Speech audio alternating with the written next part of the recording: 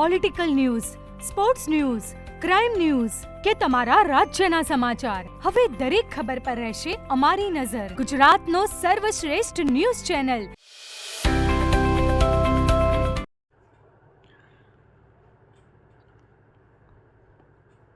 પાટણ જિલ્લાના સાંતલપુર તાલુકાના કોલીવાડા ગામની ચોજી અનિતાબેન પરબતભાઈ આજે આત્મનિર્ભર નારી અને નારી સશક્તિકરણનું જીવંત ઉદાહરણ બની છે.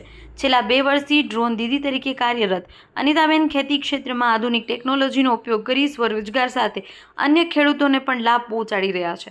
અર્બુદા સખી મંડળ દ્વારા તેમને ડ્રોન આપવામાં આવ્યો છે, જેના આધારે તેઓ ખેતી સેવાઓ સફળતાપૂર્વક આપી રહ્યા છે. અનિતાબેન ડ્રોન દ્વારા ખેતી પાકોમાં છંટકાવ કરવાની સેવા આપે છે.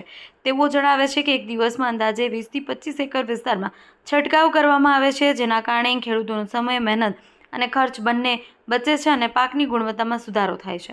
તેમની મહેનત અને કુશળતાના પરિણામે વર્ષ 2024 દરમિયાન 1100 એકર વિસ્તારમાં ડ્રોન છંટકાવ કરી ₹5,26,440ની આવક પ્રાપ્ત કરી, જ્યારે વર્ષ 2025માં અત્યાર સુધીમાં 900 એકર વિસ્તારમાં કામગીરી કરી ₹4,50,000ની આવક હાંસલ કરી છે. પરંપરાગત રીતે પુરુષ પ્રધાન માનવામાં આવતી ખેતી ટેકનોલોજી ક્ષેત્રમાં અનિતાબેનનું આ યોગદાન સમાજમાં મહિલાઓ માટે નવી દિશા બતાવે છે. તેવું જણાવે છે કે સરકાર તથા સહકારી સંસ્થાઓ દ્વારા મહિલા સશક્તિકરણ અને આત્મનિર્ભરતાને પ્રોત્સાહન આપતી યોજનાઓ અને સહાયની તેમને આત્મવિશ્વાસ મળ્યો. આજે તેઓ સ્વાવલંબન સાથે પરિવારની આર્થિક સ્થિતિ મજબૂત બનાવી શક્યા છે.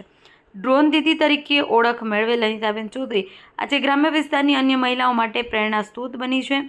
તેમની સફળતા સાબિત કરે છે કે યોગ્ય તક, સાધન અને હિંમત હોય તો ગ્રામ્ય મહિલાઓ પણ ટેકનોલોજીના સહારે આત્મનિર્ભર બની શકે છે અને નારી સશક્તિકરણને સાચા અર્થમાં સાકાર કરી શકે છે. રિપોર્ટર કમલેશ પટેલ, પાટણ. મારું નામ ચૌધરી અનિતાબેન પરબતભાઈ, ગામ કોલીવાડા, તાલુકો સાંતલપુર, જિલ્લો પાટણ.